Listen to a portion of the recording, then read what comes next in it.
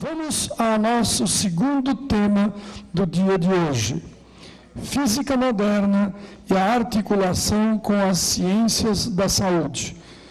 Esse tema será apresentado pelo professor Marcos Vinícius Russo Moures, graduado em Física e mestre em Filosofia, professor universitário e do Colégio Ábaco, pesquisador das bases da crítica de Ernst Mach aos absolutos newtonianos, também das bases teológico-experimentais do espaço absoluto de Newton.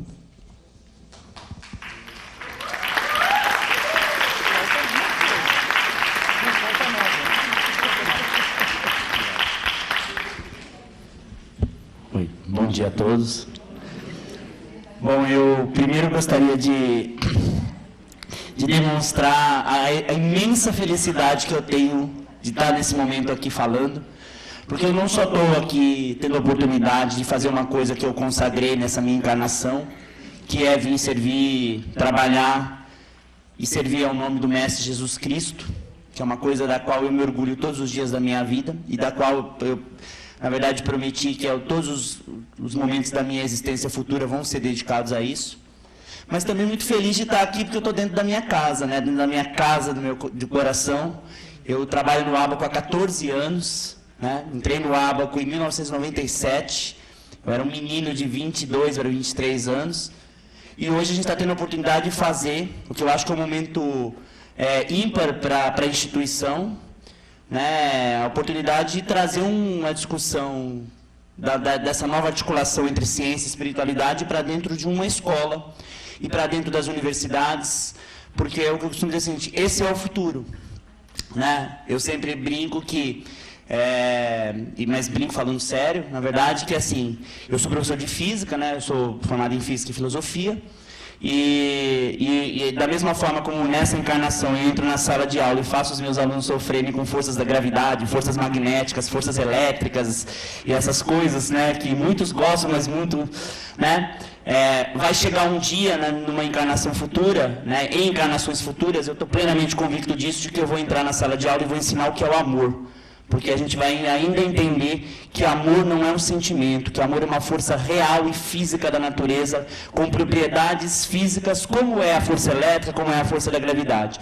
Os amigos espirituais já sugerem isso para a gente, só que isso ainda não chegou aqui, mas está chegando. Tem outros amigos, tem irmãos desencarnados assistindo essa apresentação nesse momento, que estão estudando isso no plano espiritual, logo, logo vão estar aqui, vão trazer esses conhecimentos, e a gente vai partilhar disso tão logo o possível. A gente veio apenas jogar sementes na terra e arar a terra, né, para que esses irmãos que estão no plano espiritual e encarnando aí nos próximos tempos possam trazer esses novos conhecimentos e a gente possa partilhar deles, né, e na verdade fazer essa fusão entre ciência e espiritualidade, porque as coisas não são duas coisas distintas, elas são a mesma coisa. Nós vamos entender isso, né? Bom, a minha fala, né, nesse seminário tem a ver, na verdade, de como é que a física pode, como é que eu posso, estudando física, tentar articular algumas contribuições para as ciências da saúde. E aí tem a ver com a questão do bem-estar, né, de você estar saudável, estar doente, né? E essa é a ideia. Só que antes disso, né, eu vou pegar uma parte da minha apresentação para falar sobre esse tema. Quando eu sentei para preparar a apresentação, eu fiquei, a minha veia filosófica acabou falando um pouco alto também, porque eu falei assim, não, isso é muito provocativo, eu não posso deixar de falar isso, né? Porque o tema do nosso seminário é evidências científicas da vida espiritual. E quando a gente faz filosofia, a gente fica meio cri-cri, porque a gente percebe o seguinte, as palavras elas têm que ser, às vezes, espremidas ao máximo, para a gente tirar delas o máximo sentido que elas têm, para não correr o risco de fazer um uso leviano dos termos e das, né? E aí eu fiquei me perguntando o seguinte, o que é uma evidência, né? Porque a gente fala assim, evidência científica da vida espiritual. Mas, afinal de contas, o que é uma evidência? Uma evidência é uma coisa da qual eu mostro ali para você e você não tem como duvidar? Né? O que significa esta palavra evidência? Então eu vou começar a minha apresentação falando um pouco do que eu entendo que seja ciência, desse caráter da evidência, da gente entender melhor o que significa essa palavra, e aí depois eu passo na segunda metade da apresentação para a questão das contribuições de física, e a gente vai ter uma aulinha de física bem levinha, né, para poder entender algumas coisas aí, né, de como é que isso pode atuar no meu espírito, na verdade, né? Que vai ser onde... Esse autor americano chamado Alan Chalmers, esse americano, australiano, enfim, eu não me recordo a nacionalidade dele, ele diz o seguinte, né? Ele apresenta o que eu acho que é a nossa concepção de ciência mais comum, né? Essa é uma visão de ciência que todo mundo tem de uma maneira, né, a concepção de senso comum que a gente fala. Ele diz o seguinte: conhecimento científico é conhecimento provado. As teorias científicas são derivadas de maneira rigorosa da obtenção de dados da experiência adquiridos por observação e experimento. A ciência é baseada no que podemos ver, ouvir e tocar, etc. Opiniões ou preferências pessoais e suposições especulativas não têm lugar na ciência. A ciência é objetiva.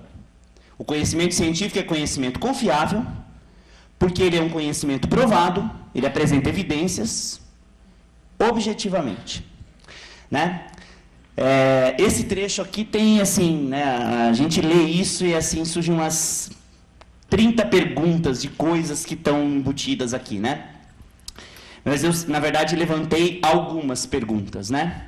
Então, eu coloquei aqui algumas questões que eu queria discutir com vocês sobre esse trecho. Então, primeiro é o seguinte: o que significa dizer que conhecimento científico é conhecimento provado, né? Essa é uma visão muito comum de ciência, né? A gente discute muito isso em filosofia da ciência.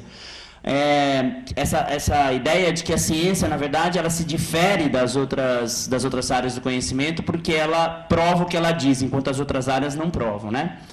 Então, nós espíritas, por exemplo, talvez estivéssemos, né, trabalhando com uma área que não é considerada muito científica, porque ela talvez careça de evidências. Não é o caso. A gente assistiu a apresentação da doutora Sônia Rinaldi aqui, que mostrou bem como é que a gente pode usar esses resultados para poder favorecer os nossos, né, estudos. Mas a ideia é que a gente acredita que o conhecimento científico ele é um conhecimento provado, né? Então é assim, eu vou para o laboratório, né? Eu faço um experimento e o experimento acontece na minha frente e não tem conversa. Tá vendo? Ó, eu estou vendo, você está vendo, está todo mundo vendo e a gente vai chegar na mesma conclusão. Na verdade, isso é uma ilusão. Eu posso colocar um experimento na frente de 5 pessoas, né? E as pessoas vão ver coisas acontecendo diferentes. Porque, na verdade, quando eu vejo um experimento acontecer e eu vou interpretar o resultado dele, eu interpreto, aliás, como qualquer coisa, né? Eu só interpreto qualquer coisa com a bagagem intelectual que eu tenho, né? Então, eu vou enxergar aquele experimento com os olhos que têm base na minha bagagem. E se a minha bagagem tem vivências espirituais, não sei o quê, eu talvez veja coisas que um outro cientista não vai ver. Então, essa ideia é uma ideia que a gente considera um pouco equivocada de que um conhecimento, ele assim, o resultado de um conhecimento provado, ele é inequívoco e igual para todo mundo. Isso é altamente discutível, né? O segundo ponto é o seguinte: a ciência, essa é a visão que a gente acredita, de que a ciência começa com observação. Então, um método seguro de fazer ciência é o seguinte: põe o cara lá, põe ele para fazer observações, ele vai ver as coisas caindo, vai medir e, bom, eu vou estudar, por exemplo, a lei da queda dos corpos, porque os corpos caem.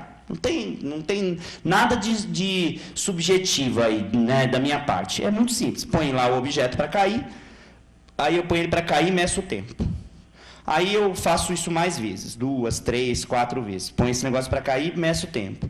Aí depois eu falo assim, bom, agora eu vou fazer o seguinte, agora eu vou variar a distância. Então, ao invés de colocar para cair de 1 metro, eu vou colocar para cair de 5 metros. Vamos ver se vai dar diferença. Aí eu repito aquilo algumas vezes. Aí, de repente, você pensa assim, eu vou fazer o seguinte, a bolinha que eu estou pondo para cair, eu vou trocar a cor dela. Ao invés de colocar uma bolinha branca, eu vou colocar uma bolinha vermelha para cair, né? Aí você fala assim, bolinha vermelha, né? Não tem uma bolinha vermelha, né? Por que a bolinha vermelha vai... Será que a cor da bolinha faz diferença no tempo que ela leva para chegar no chão? Quer dizer, intuitivamente, algo diz para a gente que a cor da bolinha não faz diferença, né? A gente até intuitivamente acredita que a altura, que quando ela está mais alta, ela vai gastar mais tempo para cair. A gente acha que se tiver um ventinho, o vento pode atrapalhar, isso vai influenciar, mas a cor da bolinha, de uma maneira ou de outra, a gente acredita que ela não influencia. Isso, na verdade, serve para mostrar para a gente o seguinte: quando um cientista está de frente de um experimento, né, fazendo um laboratório, né, coletando os dados dele, né, ele já tem uma teoria na cabeça. Essa ideia de que a ciência começa com observação e que é só deixar o experimento acontecer lá, porque as teorias, as crenças do cientista não interessam, isso é uma outra bobagem da tese indutivista. Né? Na verdade, a gente tem, concepções, né, que estão ali envolvidas, né, e que vão fazer parte. Então, né, isso seria o equivalente a dizer o seguinte: olha, eu sempre dou esse exemplo, assim, se eu colocar o experimento de uma bolinha caindo na frente da minha mãe, a minha mãe vai ver a bolinha caindo. Quer dizer, ela, né, tem algo mais, não é só colocar um experimento. Quem vai para um experimento já tem alguma coisa que acredita, já tem uma proto-teoria na cabeça, com alguns fundamentos que ele vai testar, é claro, mas já tem alguma crença, né? Aliás, o Chalmers diz isso, eu adoro essa frase, diz o seguinte: a única diferença entre a ciência, a única diferença entre nós e o povo da Idade Média é que nós trocamos objeto de adoração. Ele diz: na Idade Média, a gente adorava a religião, hoje a gente adora a ciência, mas a maneira de adorar é a mesma. Né? Ele coloca isso, né? E aí a terceira é o seguinte: a ciência só pode ser baseada no que podemos ouvir, tocar e ver, né? Essa definição lá de concepção de que a ciência tem que ser alguma coisa que eu possa ver, que eu possa medir, enfim, né? Ela é limitada, né? Porque ela limitaria, por exemplo, as nossas pesquisas das ciências do espírito, né? Eu entendo que isso, na verdade, não que na verdade a gente ainda depende da ciência muito do ouvir, tocar e ver, né? Eu preciso de um experimento acontecendo ali, observar dados, mas eu acho que isso não limita as ciências do espírito. Por que não? Porque eu posso simplesmente usar, na verdade, evidências da ciência do espírito e tentar construir experimentos que produzam resultados que são, que podem ser ouvidos, tocados, vistos. Quer dizer, eu não posso, eu não vejo o espírito, a menos que a pessoa tenha que tenha evidência, né? Mas, assim, em tese, a maioria dos cientistas não vê espírito. Mas isso não impede, na verdade, que ele faça experimentos que colham resultados indiretos das ciências do espírito, né? Outra coisa, opiniões e preferências sociais não têm lugar, pessoais não têm lugar na ciência, né? Não existe nada de subjetivo na ciência. Isso é uma tremenda bobagem, né? Isso é uma tremenda bobagem, né? Quer dizer, a ideia de que a ciência, na verdade, é uma construção objetiva, que se estivesse eu ou estivesse o outro ali na frente. No século XIX, quando Priestley estava estudando, Lavoisier, eles estavam estudando lá, quer dizer, a coisa estava ameaçando para sair a lei da conservação da massa, né? E o Priestley percebeu a existência na verdade, conseguiu encontrar elementos para postular a existência do oxigênio. Lavoisier teve muito perto, teve os mesmos dados na mão, e ele foi incapaz de chegar a essa conclusão. Então, muitas vezes, não se trata apenas de colocar um monte de dado na frente das pessoas. Você precisa colocar à frente dos dados das pessoas, mas a pessoa precisa ter o aparato certo para poder interpretar aqueles dados, senão eles vão ser só dados, né? Aliás, eu concordo, eu vi outro dia uma propaganda na televisão que diz o seguinte: o que move o mundo não são as respostas, são as perguntas. E as perguntas só podem ser formuladas por quem consegue interagir com o experimento que está na frente. E aí, toda a minha bagagem, toda a minha crença, toda a minha experiência de vida grita na hora que eu vou interpretar, na hora que eu vou ver qualquer coisa. Então, o cientista que está lá fazendo experiência no laboratório, ele tem uma vida fora. E essa vida faz toda a diferença na hora que ele vai... ele pode dizer que não, mas faz. Né? E será que os experimentos produzidos em ciência são evidências que provam de maneira objetiva? Essa é uma outra questão que a gente em filosofia discute muito, né? A ideia que a gente acredita, e talvez na escola a gente construa um pouco essa ideia, de que assim, vamos para o laboratório fazer um experimento, né? E aí a gente vende ali implicitamente aquela ideia de que é o seguinte: você faz o experimento comprova o que você está falando, né? No final do século XIX, um filósofo chamado Pierre Duhem já tinha escrito um artigo onde ele falava ele discutia o papel do experimento crucial. E ele discutia o seguinte: que um experimento não tem este poder de dizer se uma coisa é ou não é. Um experimento sozinho. Outras coisas estão envolvidas no poder de convencimento de uma pessoa, né? O Espiritismo já produziu inúmeras provas da existência da vida espiritual. E tem um monte de gente que não está convencido de espírito ainda. Então, o experimento, se só, por exemplo, a doutora Sônia mostrou algumas experiências agora, que você fala assim, bom, isso é uma coisa, não dá para questionar isso. Mas você mostra para algumas pessoas, elas vão negar. Para algumas pessoas. Por quê? Porque um experimento por si só, não é... Eu costumo dizer o seguinte, ninguém vai se converter, entre aspas, vai acreditar na existência espiritual por um experimento, eu acho. Assim, na verdade, o que a gente faz e aí, como eu entendo a palavra evidência. Evidência é um conjunto de coisas que vão sendo construídas e que vão... Mas um experimento que bate o martelo e fala, agora não tem... Isso... um experimento não tem esse poder. Né? É muito difícil disso, né? Então veja só, o professor Shibene, né, num artigo dele onde ele discute, o professor Shibene é um estudioso, ele é professor da Faculdade de Filosofia da Unicamp, é um estudioso espírita, né, bastante conceituado.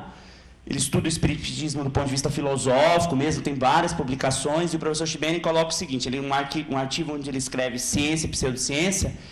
Ele diz o seguinte, que a visão de ciência que a gente tem hoje é de que observação e teoria, experimento e hipótese nascem e se desenvolvem juntos, em um complexo simbiótico de suporte recíproco. A acumulação de dados, ainda que fosse possível, seria inútil. Nenhum conjunto de dados, né? Não adianta eu chegar a fazer experimento. Se eu um monte de experimento e acumular um monte de experimento, isso não vai me levar a lei nenhuma. Quer dizer, o que vai produzir a lei é a interação desse eu aqui com esses dados. E aí é claro que a vida pregressa desse eu, com a sua história, com as suas crenças, com as suas coisas, vai fazer toda a diferença no que eu vou enxergar. Né?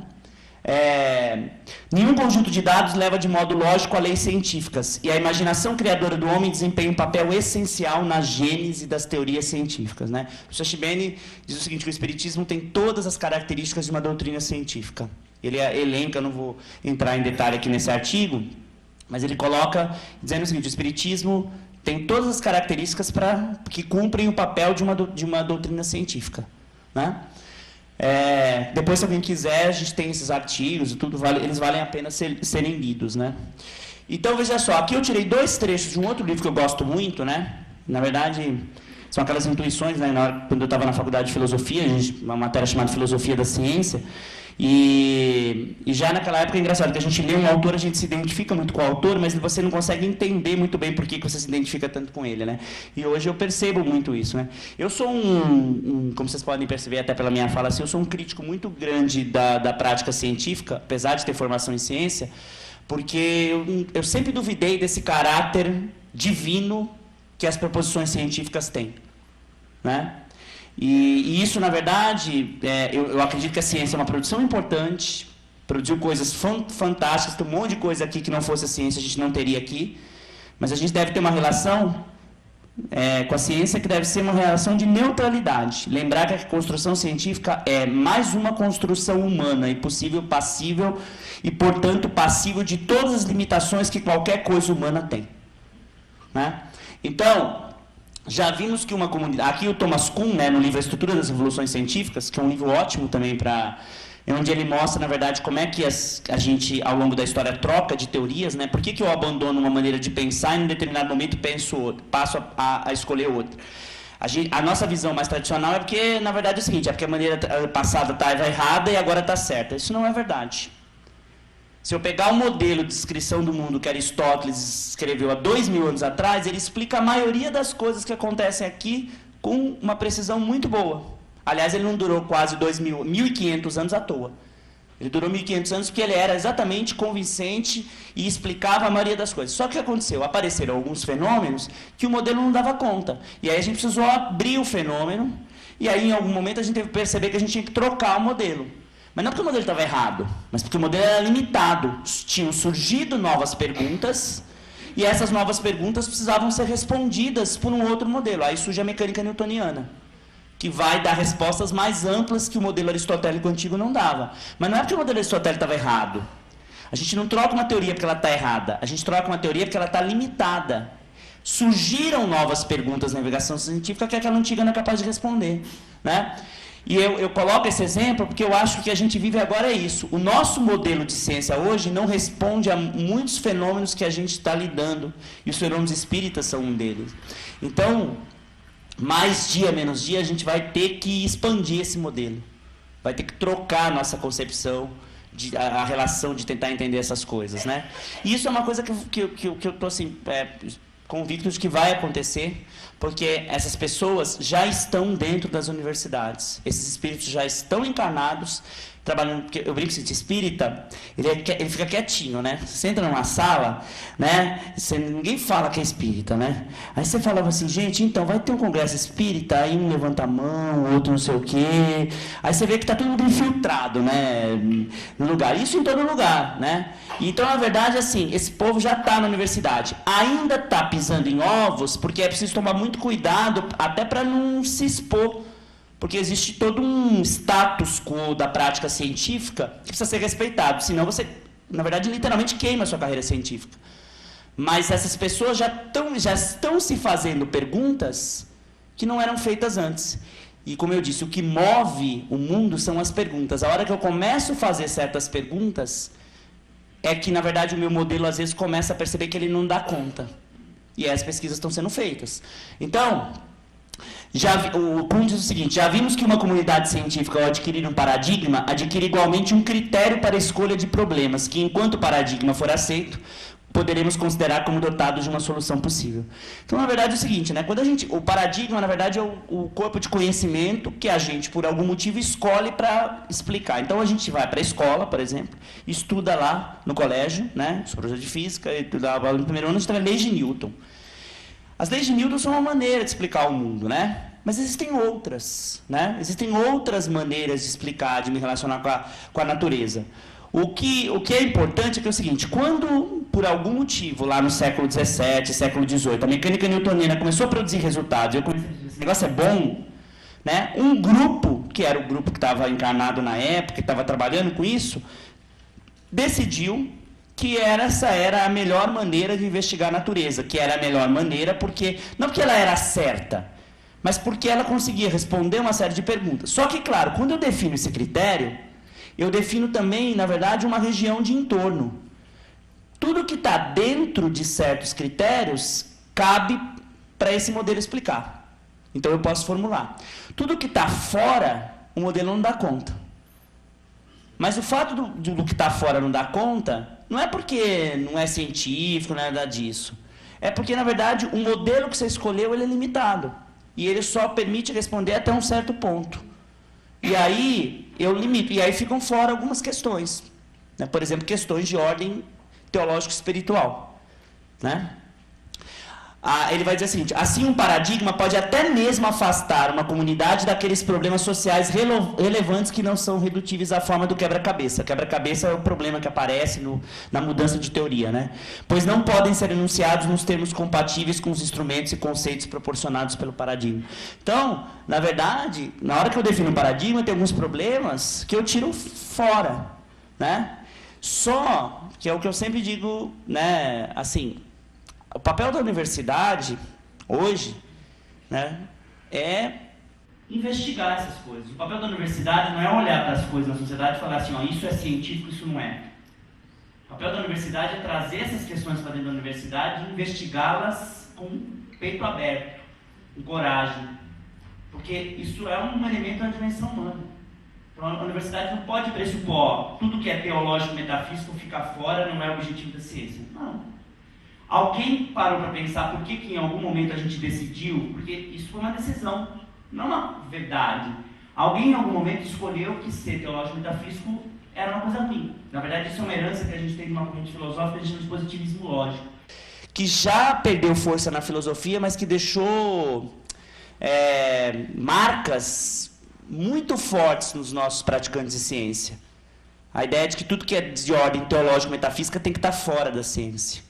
Porque não é considerado conteúdo que eu posso verificar, né? Isso é um equívoco, enfim.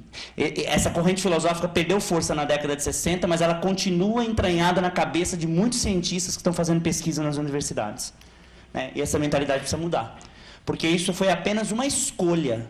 Num determinado momento a gente decidiu ser assim. Eu vou comentar isso daqui a pouco. Então, aí é uma pergunta assim, a gente fez um evento de física esse ano no Hospital Mário Covas e a gente até discutiu essa questão no final, né, na mesa redonda. Se o espiritismo é ciência, religião, filosofia, né? Essa é uma questão difícil, né? Na verdade, eu até me lembro que na mesa foram 3 pontos de vista completamente diferentes sobre essa questão. A gente pode até depois discutir, depois o objetivo não é responder isso, né? Mas a questão é, quando o espiritismo produz um resultado, qual é o estatuto desses resultados, né? Quer dizer, é um experimento provado, eu posso confiar nisso, é um experimento. Na verdade, assim, na verdade, a força do espiritismo vai depender dessas coisas, né? De um experimento crucial que me mostre, na verdade, a existência do espírito, né? Como construir um arcabouço de ciências do espírito com elementos não tangíveis ao ser humano? Quer dizer, quando eu lido com o espírito, estou lidando com uma coisa que não é palpável. E aí a ideia de uma ciência construída no que eu posso ver, no que eu posso tocar, precisa ser reformulada. Então eu preciso ter uma outra concepção de ciência, né? Preciso alargar a minha concepção de ciência. Isso é um projeto aí para as próximas gerações que estão encarnando, né? Evidência é fator determinante para a conversão ao novo paradigma? Então é o que eu comentei agora há pouco, né? O fato de eu ver uma coisa acontecendo ali na minha frente, aquilo é central para eu decidir, nossa, agora sim eu vou me tornar espírita, né? Porque eu estou vendo isso. Pode acontecer? Isso pode acontecer, mas eu particularmente acredito que não é só isso, tem outras coisas envolvidas, né? Que gritam na hora que você quer considerar uma evidência, né? E as evidências produzidas pelo espiritismo até então não seriam já suficientes para a aceitação de uma vida espiritual, né? Tem aí a força do crer, né? Quer dizer, eu acho que o espiritismo já produziu, desde o século XIX, resultados incontáveis da existência da vida no espiritual, né? Mas, enfim, por quê, né? Por que eu acredito isso? Porque eu tenho uma vivência assim, eu tive contato, tive uma formação assado, entendeu? E aí, talvez, para mim, seja mais fácil crer, para outras pessoas não, elas vão precisar de mais, né? Então, eu acho que o experimento em si, o que é uma evidência, varia muito de pessoa para pessoa, né? Então, veja só, eu coloquei aqui, né? Eu gosto dessa ideia do Hegel, né? Da dialética hegeliana, a ideia da tese, da antítese e da síntese, né? Porque eu acho que nós, ao longo da nossa evolução, a gente desenvolveu uma postura mais, a gente tem esse comportamento muito arraigado nessa ideia, né? A gente, na verdade, por um grande período da história, eu estou pensando no mundo ocidental, tudo bem? Até o século XV, mais ou menos, a tese foi, na verdade, uma supremacia quase restrita da religião, né? Nós temos aí um pouco de história que a gente aprendeu na escola, a gente sabe que a Igreja Católica, pelo menos no mundo ocidental, mandou em metade da Europa e, enfim, fez todas as coisas que a gente conhece. Mandou um monte de gente para fogueira. Não estou aqui criticando, dizendo que a igreja está errada, está certo, nada disso, né? Aliás, quando eu falo que eles fizeram isso, eu queria só lembrar que não foram eles, não, fomos nós. Porque a gente tem mania de olhar lá para trás e falar, eles fizeram. Éramos nós que estávamos lá. Quantas pessoas a gente mandou para a fogueira? Às vezes a gente mandou para fogueira, gente aqui. Às vezes a gente foi para fogueira também. Aí você pensa o seguinte, eu estou lá tentando construir a minha vida, e aí tem uma lista de livros lá, o Index, Proibitório, não sei o que, de livros que eu não posso ler, não sei o que, né? Aí, por algum motivo, eu vou para a fogueira. Desencarno na fogueira. Deve ser um desencarne nada agradável, né? Aí vou para o plano espiritual, me preparo, faço uma avaliação da minha vida, me preparo para uma nova encarnação e volto. Como é que vocês acham que eu vou voltar com a religião? Eu vou querer ver tudo na minha frente, menos religião. Então aí vem a antítese. No século XVI, começa o movimento de busca pelo racionalismo e negação total da religião. Esses espíritos são espíritos doídos, que foram extremamente machucados, que sofreram todos os desmandos que a igreja cometeu em nome de Deus na Idade Média, né? Nós mesmos, muitos de nós mesmos nesse processo, né? E aí o que acontece? A gente volta tentando construir uma maneira de explicar o mundo que use tudo, menos o que esses caras dizem, né? E aí isso vai seguir no século XVI, XVII, XVIII, XIX, chega no ápice no positivismo lógico, no começo do século XX, Não vou entrar em detalhe do positivismo lógico, depois se alguém quiser, né, tem um manifesto do Círculo de Viena, onde eles colocam as bases. Eu estava relendo esse manifesto esses dias e eles são textuais. Eles falam, tudo que é de cunho teológico metafísico não é conhecimento. Eles sequer consideram conhecimento. Isso nós estamos falando em 1920. Né? Nós estamos falando de 100 anos atrás. Né? Tem um século praticamente isso. Né? E aí agora nós estamos aqui, encarnados, vivendo a experiência do que eu chamo de síntese, que é a hora que a gente percebeu o seguinte, nem isso ao extremo e nem aquilo ao extremo. É chegado o momento da gente mostrar, na verdade, que ciência e espiritualidade são a mesma coisa. Aristóteles já dizia isso do caminho do meio, do equilíbrio, quer dizer, a ideia é o caminho do meio. Então, eu acho que enquanto humanidade agora nós estamos tentando construir essa relação de síntese, para construir uma ciência que vai continuar produzindo facilidades na minha vida, mas que vai falar de amor, de bondade, e que vai entender essas coisas como coisas reais, físicas da natureza. Né? Mas estamos aqui ainda jogando sementinha, né? Isso é só o começo, tem muita coisa para acontecer e... Né? No Livro dos Espíritos, na questão 19, né? A pergunta diz o seguinte, o homem não poderá, pelas investigações da ciência, penetrar alguns segredos da natureza? Aí a resposta dos espíritos é, a ciência lhe foi dada para seu adiantamento em todos os sentidos, mas ele não pode ultrapassar os limites fixados por Deus. Aí uma observação do Kardec, né? Quanto mais é permitido ao homem penetrar nesses mistérios, maior deve ser sua admiração pelo poder e sabedoria do Criador. Mas seja por orgulho, seja por fraqueza, sua própria inteligência se torna frequentemente joguete de ilusão. Ele acumula sistemas sobre sistemas e a cada dia que passa mostra quantos erros tomou por verdades e quantas verdades repeliu como erros. São outras tantas decepções para o seu orgulho. Essa tese, por exemplo, foi uma tese muito forte no século XVII, né? Os que a gente chama de teologia natural. Os adeptos da teologia natural, eles acreditavam, Newton era um teólogo natural, ele acreditava que a melhor maneira de adorar a Deus, de mostrar a existência de Deus, era estudar a sua obra. Porque quando você estuda a natureza, você vê que a natureza é tão perfeita, ela é tão bela, que isso me remete à ideia de um artífice, de um criador responsável por tudo isso. Eu vou contar uma história, uma coisinha rapidinha para vocês, que é muito engraçado, mas mostra uma ideia de que como não dá para acreditar, não dá, quer dizer, tudo bem, para mim não dá. Acho que para a gente aqui também não, para todos nós aqui não dá. Que não tem um artífice cuidando dessa maluquice toda. Né? Tem que ter. Eu fiz um curso uma vez, eu comecei a fazer uma pós-graduação uma vez, e era uma aula sobre exobiologia, falando de vida fora da Terra, não sei o quê. E aí o professor fez um cálculo, uma fórmula matemática, né? Esse povo adora colocar umas fórmulas matemáticas enormes, com um monte de coisa. Isso parece que dá um caráter mais científico, né? Quanto mais fórmula tem, mais...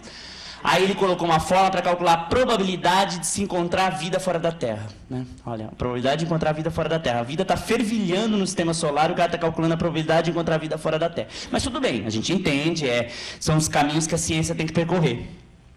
Aí ele pega e faz essa conta, e aí ele mostra um cálculo muito engraçado. Não lembro quais eram os fatores, mas ele diz o seguinte.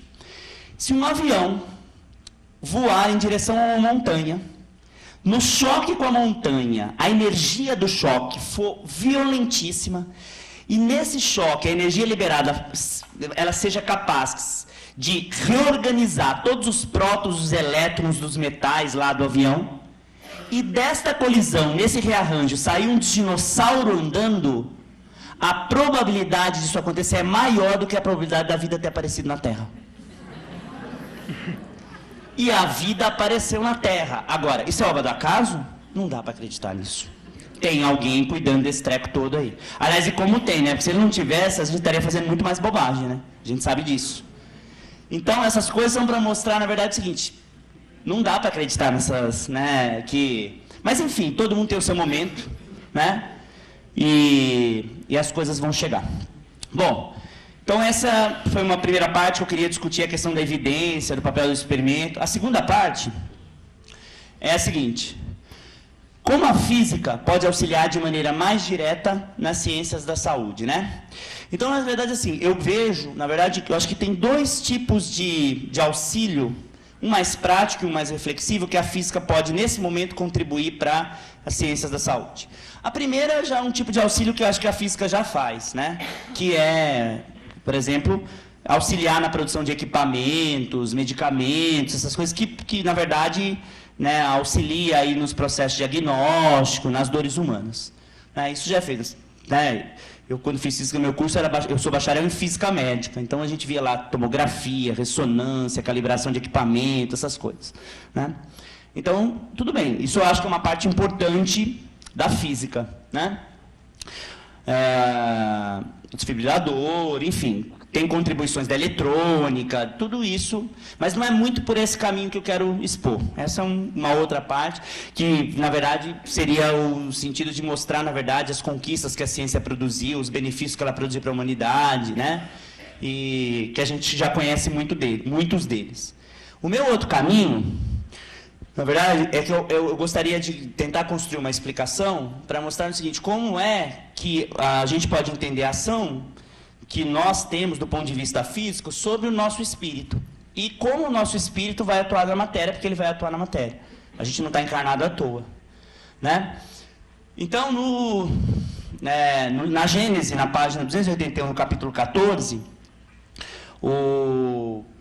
está escrito o seguinte: os espíritos atuam sobre os fluidos espirituais, não manipulando-os como os homens manipulam os gases, por exemplo, mas empregando pensamento e vontade.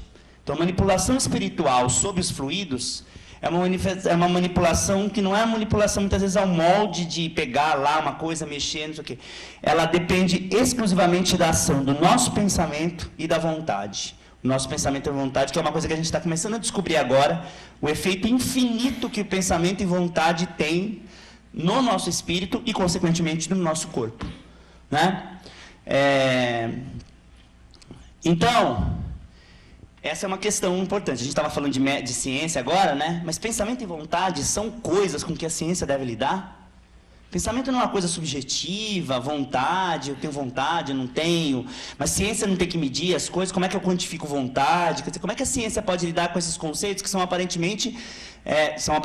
são extremamente subjetivos, né?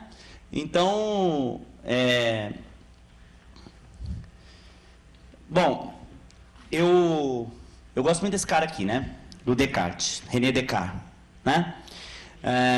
O Descartes, eu vou, assim, contar rapidamente um contexto dessa história, né? Nos 1500 e pouco, né? O Descartes estava imbuído na tentativa de tentar construir, na verdade, o Descartes acreditava que todo o conhecimento que o homem tinha até o século XVI, ele estava assentado em bases muito frágeis. E que essas bases precisavam ser reformuladas do ponto de vista filosófico, né? Aí, ele na verdade, vai para o interior, lá para uma casa que ele tem lá, uma fazenda que ele tem, fica recluso, e durante um certo tempo ele, na verdade, tenta buscar construir um fundamento das coisas. Ele falou o seguinte: eu vou tentar desconstruir tudo, eu vou duvidar de tudo, e vou tentar chegar no fundamento das coisas, quer dizer, uma base da qual eu possa ter certeza de que eu não posso duvidar. Porque a hora que eu tiver essa base, eu posso reconstruir o mundo em cima dessa base, e aí eu vou ter uma base muito mais sólida do que os conhecimentos que eu tenho, né? Ele descreve esse percurso numa obra dele chamada Meditações Metafísicas. São 6 meditações, e nessas meditações ele vai desconstruindo o mundo até encontrar o fundamento, e depois ele reinicia o processo de construção, mas, segundo ele, numa base mais estável, né? E o Descartes vai colocando tudo em dúvida. Ele exerce uma dúvida que a gente chama na filosofia cartesiana de dúvida hiperbólica. Ele vai duvidando de tudo, né? Duvida dos sentidos, diz que não dá para confiar nos sentidos, que a nossa sensação de quente e frio varia, que às vezes coloca o argumento dos sonhos, duvida até... Ele fala da possível ação que um gênio maligno, um deus filosófico que ele criou, pode ter sobre mim. Então, dizendo, por exemplo, 1 mais 1 é igual a 2. né? Ele diz o seguinte no argumento, que Deus pode ter plantado na minha cabeça um chip de informação que me faz achar que 1 mais 1 é igual a 2, mas na verdade 1 mais 1 podia ser igual a 3. Aí fala assim, mas é evidente que 1 mais 1 é igual a 2. Na verdade, somar dois números não é tão evidente assim, né? Porque se você somar 1.757.378 mais 2.325.000 não sei o que, já não é mais evidente. Então essa soma ela não tem essa evidência toda. O Descartes vai desconstruindo isso. Aí ele chega... Uma das últimas coisas que ele desconstrói é a matemática. Então, na verdade, isso também tem uma herança muito grande para a gente, porque a gente acredita muito no poder que a matemática tem. Né? Aliás, nós vivemos a ideia, no século XVIII, XIX, isso adquiriu muita força, a ideia de que se a gente fizer uma descrição matemática dos fenômenos, os fenômenos vão ser mais confiáveis. Porque a física tinha produzido até o século XIX avanços e conquistas que nenhuma outra área do conhecimento tinha produzido. Então a ideia era muito simples, pegue o método da física e leve para as outras áreas. Aí começaram a fazer experimento para quantificar sentimentos, essas coisas, levar para a psicologia, aparecem correntes, um monte de correntes, e na verdade as coisas, eles perceberam que esse processo não ia funcionar. Bom, voltando ao Descartes, ele chega na base do conhecimento, e ele chega no fundamento das coisas, que é o eu. Né? Porque o Descartes diz o seguinte, eu posso duvidar de tudo, menos de que eu estou duvidando. Parece louco isso, né? Porque se eu duvidar de que tem um eu duvidando, não tem dúvida. Né?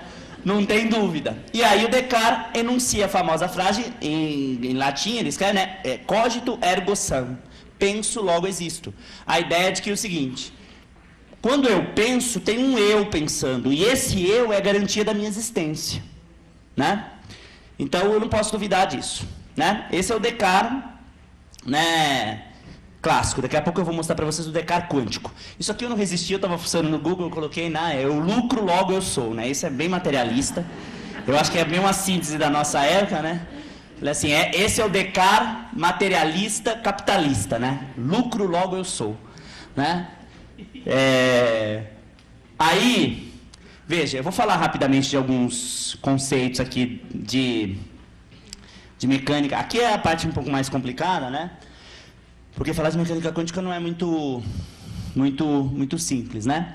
Mas existem alguns conceitos, né? A mecânica quântica, para situar, ela é assim. Existem, se a gente pudesse dividir hoje, que a gente conhece, 3 grandes físicas que a gente conhece. A física clássica, que é a mecânica newtoniana, que possivelmente foi a física que muitos de vocês viram no colégio. Aquela física que vocês aprenderam no colégio é a física clássica. E você tem outras 2 físicas também. A física do mundo microscópico. Se você tentar, por exemplo, usar as leis de Newton para explicar o que acontece no núcleo atômico, as leis de Newton não funcionam. As leis de Newton têm uma limitação. Elas valem para o mundo macroscópico, mundo de objetos caindo, carros andando. Né? Elas têm um escopo de ação. Né? Quando você tenta estudar o movimento de um elétron, as órbitas, construir essa explicação usando a física newtoniana, você não consegue explicar. Então, no começo do século XX, a gente, na verdade, construiu uma mecânica, uma física, uma mecânica, que a gente chama de mecânica quântica, que consegue dar conta de explicar o que acontece no interior do átomo. Né? E tem a outra física, a teoria da relatividade, que geralmente é a física que a gente aplica para corpos que andam a velocidades próximas à velocidade da luz, ou para corpos de massa muito grande. A gente também tem que fazer correções que a gente chama de relativísticas. Então, você tem essas 3 físicas que têm o seu campo de ação. Né? A mecânica quântica ela é a física do mundo atômico. E o mundo atômico é um mundo louco. Ele se comporta de uma maneira que não tem nada a ver com sentidos que a gente conhece no dia a dia, assim, que a gente lida. Né? Coisas que a gente considera como óbvias são totalmente subvertidas no mundo atômico. Então, por exemplo, o princípio de causalidade. Causalidade é assim, toda causa tem um efeito. Né? Então, eu penso o seguinte, se eu soltei uma... sei lá, se você recebe uma carta na sua casa, né? Está implícito para você que alguém escreveu aquela carta. Você não vai ficar assim, meu Deus, será que alguém me escreveu essa carta? Não, você recebe a carta, você lê. Porque a gente já está implícito a ideia do princípio de causalidade. Em física, em teoria da relatividade, por exemplo, a gente mostra que existem problemas que você, por exemplo, dependendo da velocidade com que você emite um sinal, a velocidade da luz, uma nave andando, a gente mostra, na verdade, que se você calcular, por exemplo, o tempo que leva para um sinal sair de um lugar e chegar em outro, muitas vezes esse sinal chega antes dele ter sido enviado. Como é que uma coisa pode acontecer depois dela ter sido antes dela ter sido gerado? Isso é violar o princípio de relação de causa e efeito. E o mundo quântico está cheio dessas coisas. Então, os físicos, quando se depararam com isso no começo do século XX, né, o Thomas Kuhn fala isso no livro dele, né, que o físico é assim, ele é muito dono de si, até a hora que a água bate na bunda. Na hora que bate na bunda, eles correm tudo para o departamento de filosofia para tentar entender o que está acontecendo. Né? Porque é tudo dono de si, não sei o que eles estão falando. Mas aí a hora que chega ali na hora do vamos ver, que bateu o século XX, aí foi Bohr, Heisenberg, Schrödinger, todo mundo escrevendo um livro de filosofia para entender, meu Deus do céu, que mundo é esse? Que mundo é esse que está acontecendo aqui dentro? Né? E, na verdade, esse mundo não é só um mundo, né? Essa é uma coisa que os físicos ainda têm dificuldade de aceitar. Esse não é só o mundo quântico, esse é o mundo dos espíritos. A gente não percebe muitos efeitos quânticos por conta da materialidade, mas os efeitos quânticos são vivos para quem vive no mundo espiritual. Né? Então, uma das características básicas do princípio da mecânica quântica é o princípio que a gente chama de princípio de localidade ou não localidade. Na física clássica, a gente parte do pressuposto seguinte: se eu estou aqui e quero chegar naquela mesa, eu consigo fazer isso, basta eu andar a distância que separa esses dois pontos. Né? Quanticamente falando, eu posso sair daqui, chegar ali, mas eu não preciso andar a distância que separa os dois pontos. Isso chama princípio de não localidade. Eu consigo sair de um lugar, ir para outro, sem percorrer a distância. Os espíritos fazem isso, você lê as obras do André Luiz, os espíritos fazem isso o tempo todo. Você vê os espíritos, não sei se vocês já repararam, você está lendo um livro lá do André Luiz, os espíritos, vamos visitar a casa de fulano.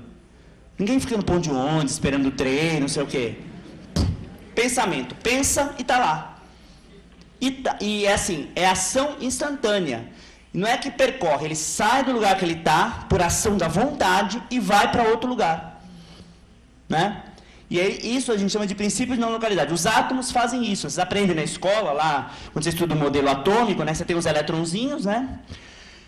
E aí o elétron na camada, você dá energia, ele salta de camada, uma camada mais energética. Quando você para da energia, ele volta para a camada. A gente sempre, quando o professor de química fala isso para a gente, ele salta, a gente vê a bolinha pulando de um lugar para o outro. Né? Na verdade, não é assim. Na verdade, ele está... Primeiro, a camada em si não existe. Né? A mecânica quântica diz que uma camada, na verdade, é só uma região onde existe maior probabilidade de encontrar o elétron. Não existe essa camada física, onde é bolinha. Primeiro que o elétron também não é bolinha. Então, na verdade, tem um monte de problema aí, vocês podem perceber, né? O elétron é bolinha, não tem camada. Na verdade, a gente fala assim, não é possível que aquele danado me matava com aquelas provas de química, é tudo mentira. Não é que é mentira, né? Mas o fato é que a bolinha, ela fica, né? Quer dizer, vamos pensar que o elétron é bolinha, você dá energia, ela desaparece daqui e aparece na outra camada. Por um fenômeno não local. Na verdade, quanticamente, a gente diz o seguinte, ao injetar energia, você diminui a probabilidade do elétron se encontrar numa posição e aumenta a probabilidade dele ir para uma outra posição. Mas, na verdade, para a gente é só uma probabilidade. Como os espíritos fazem isso, eu não sei, porque para a gente esse fenômeno é muito estranho, né? Porque, fisicamente, é assim, eu posso diminuir a probabilidade de eu estar aqui na frente desse palco e aumentar a probabilidade desse momento de eu estar agora no Rio Grande do Norte, numa praia, tomando água de coco, né? Eu poderia fazer isso, só que do ponto de vista do que a gente aqui na Terra conhece de física, eu não tenho controle sobre esse fenômeno. Então eu só diminuo a probabilidade de eu estar aqui, a gente consegue teletransportar fótons, já tem alguns experimentos de física nesse sentido. Né? Mas o problema é que eu não tenho controle. Se eu tiro o negócio daqui do lugar, tudo bem, eu posso levar para outro, mas para onde eu levo, só Deus sabe. Nós não temos ainda controle. Os espíritos fazem isso, que é uma beleza. Né? Eles saem do lugar, vão no pensamento e estão em outro.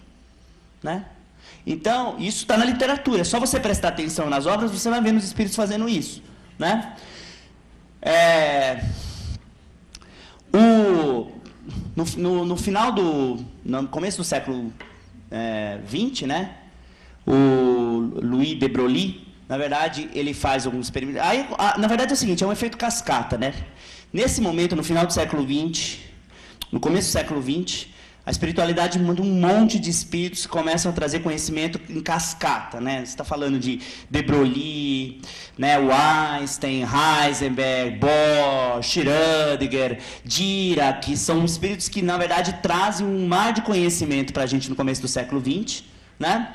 E, por exemplo, esse cara aqui, o Louis de Broglie, na verdade, ele mostra, né, que uma coisa interessante. Ele diz o seguinte, que a matéria ela tem uma característica dual, né? Então, o elétron, na verdade, ele pode se comportar como partícula ou como onda. Tá? O elétron pode se comportar como partícula ou como onda. Na verdade, essa é uma questão interessante, né? Como é que uma coisa pode ser, eu não vou entrar muito em detalhe nessa parte matemática, mas isso aqui é momento, né? Isso aqui é onda, comprimento de onda. Então, na verdade, isso aqui é uma característica de onda, isso aqui é uma característica de partícula. Então, na verdade, seria uma coisa, o equivalente a dizer o seguinte, nós somos uma onda, a gente pode calcular, se a gente quiser, um comprimento de onda associado para nós, seres que... Mas eu não sou onda, luz é onda, eu não sou Marcos Vinícius, mas dá para calcular isso... Né? E aí, o interessante, na verdade, aqui por onde eu vou levar essa discussão, é assim, né? Como é que uma coisa pode ser duas... Ela pode ser uma coisa e outra, né? Na verdade, não é que ela não é uma ou outra, ela é as duas coisas. O elétron tem hora que se comporta como partícula e tem hora que ele se comporta como onda. Assim como o fóton também, né? Tem esse comportamento dual, né? A natureza tem esse comportamento dual.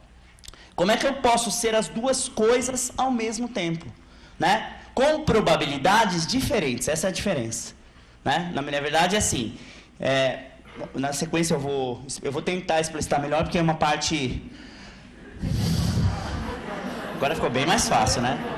Eu sabia que eu ia colocar isso aqui, que vocês iam entender bem mais fácil, né?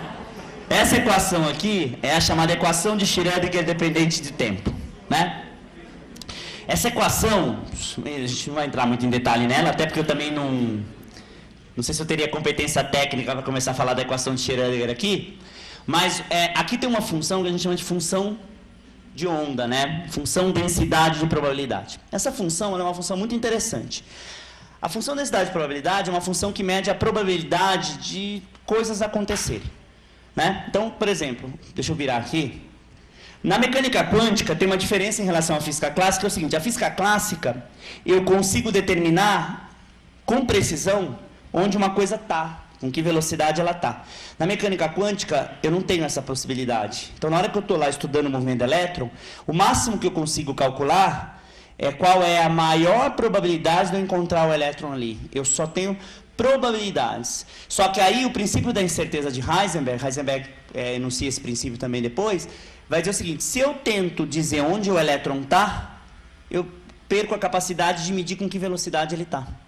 Então é muito engraçado, quer dizer, na hora que eu exerço a minha vontade e eu determino que caminho eu vou escolher, eu escolho um caminho, mas eu inviabilizo os outros.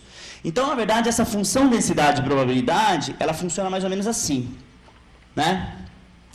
Você tem uma função de onda, que a gente chama, que mede a probabilidade... Então, vamos pegar um exemplo clássico, assim, por exemplo, uma função de onda que mede a probabilidade de localizar você, que está aqui, né? Como é que a gente entende quanticamente falando? Então, essa função de onda mede a probabilidade de encontrar você em qualquer lugar, em qualquer tempo. Então, quais são as probabilidades? Tem uma probabilidade de você estar aqui nesse teatro agora, mas tem uma probabilidade, talvez no universo paralelo, e olha que a física fala de universo paralelo, isso não é só ficção científica. Os físicos que estão trabalhando com teoria de cordas hoje estão falando de universo paralelo, né?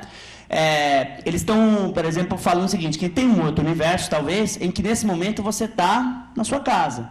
Sabe, imagina tudo que você poderia estar fazendo nesse momento. Tudo, de bom e de ruim. Tudo. Essa função de onda, ela engloba todas essas possibilidades. Só que o que acontece? Não tem todas as possibilidades acontecendo. Nesse momento só está acontecendo uma, que é a que você está aqui ouvindo este cara que vos fala. Né? Essa é a probabilidade. Quanticamente falando, a gente diz o seguinte, que quando você... Isso foi uma escolha sua. Então, você tem a função de onda com todas as possibilidades de um evento ocorrer. Quando você escolhe uma, a gente diz em física que você colapsa a função de onda. E ao colapsar a função de onda, você aumenta a probabilidade, por exercício da sua vontade, de tornar uma das infinitas possibilidades de localizar você como sendo a verdadeira, e as outras se diluem. Então, por isso você está aqui. Claro que essa interpretação da mecânica quântica ela tem problemas, né? Os físicos têm dificuldade de explicar o seguinte.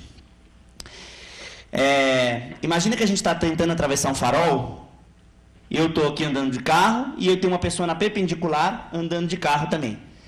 E como a gente é tranquilo para dirigir, né? A gente quer o farol verde. Então o farol está aberto.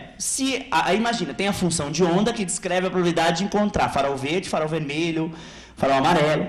Aí, o que eu vou fazer? Eu vou fazer uma escolha, eu vou colapsar a função de onda para o farol ficar verde. Mas o cara que está na perpendicular também vai colapsar a mesma função de onda para ficar verde. E aí? E aí? Os dois vão ficar verdes? Então, a realidade, vão acontecer duas realidades ao mesmo tempo. Então, esse é um problema ainda. A gente tem dificuldade de explicar isso. O professor Amit Goswami, eu li um livro dele, eu não vou tentar usar a explicação dele, mas ele tenta construir uma explicação para isso, que eu acho que é até engenhosa, para tentar explicar como é que eu consigo relacionar as várias escolhas para um colapso de uma mesma função de onda, que é a realidade, né? E aí... Então, na verdade, aqui entra o ponto, né? Quem determina se quero medir com mais precisão a posição ou o momento, se eu quero viver nesse universo, eu quero fazer uma coisa, sou eu. Então, tem a minha escolha. E aí eu coloco o seguinte, escolher, na verdade, o observador ele tem o exercício da sua vontade. A gente faz escolhas o tempo todo. E escolher é, nesse sentido, o ato fundamental do ser. Não é à toa que a gente tem livre-arbítrio. A gente faz escolhas o tempo todo. Então, nesse sentido, a mecânica quântica revisitaria o Descartes e, ao invés de dizer penso, logo existo, diria escolho, logo existo. Porque o fundamento do ser não está em pensar só. Mas o que faz eu garantir a minha existência é o ato de eu escolher. Eu estou o tempo inteiro escolhendo coisas e colapsando funções de ondas que vão modificando a realidade e apresentando a realidade que, veja... Eu escolhi. Então, ó Deus, como a minha vida é uma droga. Ai, eu queria uma vida bem melhor. Tudo falácia. Essa vida é a que você tem que ter porque você escolheu essa vida. As suas escolhas te conduziram para essa vida. Né? Isso no mundo espiritual tem um valor imenso. Aqui na matéria a gente ainda está aprendendo a pensar essas coisas. Mas daqui a pouco a gente vai avançando e, né? Então, escolher é o ato fundamental da existência. Ao longo das encarnações, nós vamos fazendo escolhas muito parecidas. Isso vai ficando registrado no nosso perispírito. E isso sedimenta no acoplamento do corpo espiritual com o nosso corpo material, uma constituição neural, né, que nos torna prisioneiros de nós mesmos. Então, as nossas vontades, os nossos vícios, são nossos. Que nós fomos construídos no acoplamento pelas escolhas que a gente vem fazendo. E olha que a gente sempre faz as mesmas, hein? É difícil. Às vezes, para mudar uma coisinha, a espiritualidade precisa repetir 1, 2, 3, 4, para a gente mudar uma coisinha assim no jeito de ser. E a hora que acopla o espírito com o corpo, fica tudo registrado aqui. E aí, a gente é prisioneiro das nossas escolhas. Nós não somos vítima delas, nós somos algozes de cada uma das escolhas que a gente faz na nossa vida. Né? A chave se encontra aqui, né? Aqui, ó. É difícil a gente entender isso, né? É difícil, a gente dá uma caída, né? Então, diz assim, a ação dos nossos pensamentos por meio de nossa vontade molda o fluido espiritual ao molde de um ferreiro que manipula o aço para produzir suas peças, produzindo obras de inestimável valor. Assim é a ação de nossa vontade sobre o espírito, que reverberará sobre o corpo de forma salutar, caso nossas escolhas sejam orientadas na direção da construção de redes neurais que nos tornem viciados em sentimentos mais elevados. Então comece a fazer as escolhas certas e você vai mudar esse padrão e aí você vai ficar viciado sim, no amor, na bondade, no respeito. Né? Esse é o nosso futuro enquanto espírito. Esse é o nosso futuro.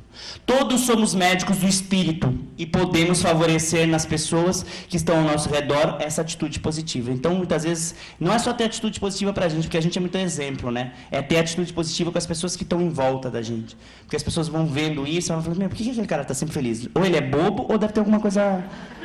Né? Geralmente, primeiro, eles acham que a gente é bobo, se a gente está sempre feliz, né?